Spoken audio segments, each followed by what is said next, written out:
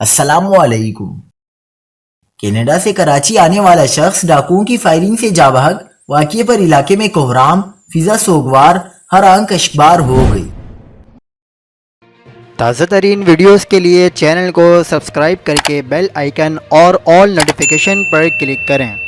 آپ کو بتاتے چلیں کہ نارتھ ناظم آباد میٹرک بورڈ آفس کے قریب ڈاکوؤں نے پاکستانی نژاد کینیڈین شہری کو مزاحمت پر قتل کر دیا۔